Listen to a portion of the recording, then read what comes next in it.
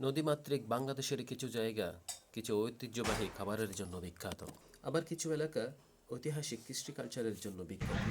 আচ্ছা ঠিক আছে, এটা কিছু দেন। এলাকা অমৃত স্বাদের মিষ্টান্নের জন্য বিখ্যাত।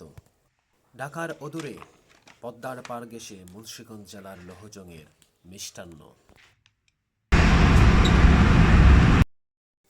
সেই ঐতিহ্যবাহী মিষ্টান্নের স্বাদ নিতে সকাল সকাল বেরিয়ে পড়লাম পদ্মার পাড়ের দিকে, যেখানে মুন্সিগঞ্জ জেলার সেই ঐতিহ্যবাহী লোহজংয়ের মিষ্টান্ন ভাণ্ডার রয়েছে।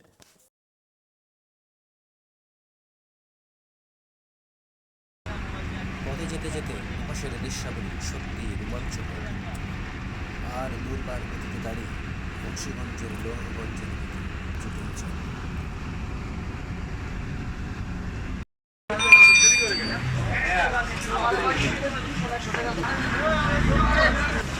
ইয়া বানাইটা দেখবো আমি।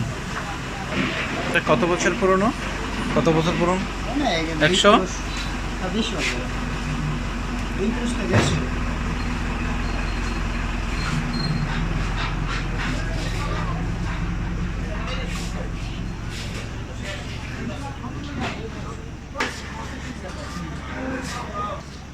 এটা কি?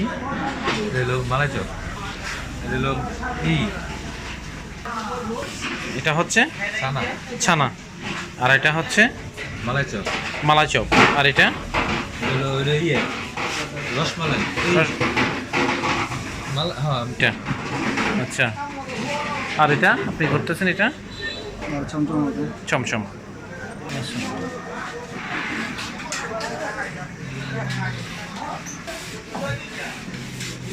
কত পুরানো হবে? জি, কত বছর পুরানো হবে আপনাদের দোকানটা? দাদাই চলে গেছে, বাবাই চলে গেছে।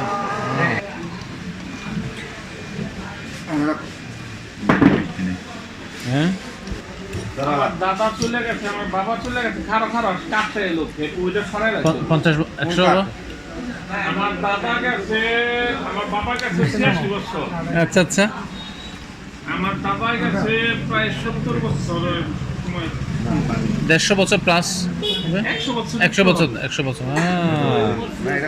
আমার বাপ দাদা সবই। অবশেষে হরেক পদের মিষ্টান্নের মধ্যে বাসায় নিয়ে এলাম কিরসা, অসাধারণ স্বাদ আর গন্ধ অতুলনীয়।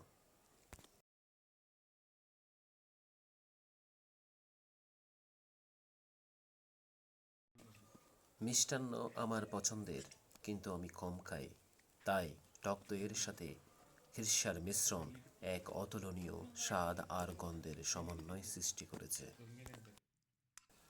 আমি মিশ্রণটি একের পর এক নাড়তেই থাকলাম, মিশেই যাচ্ছে, এক ধরনের রং সৃষ্টি হচ্ছে।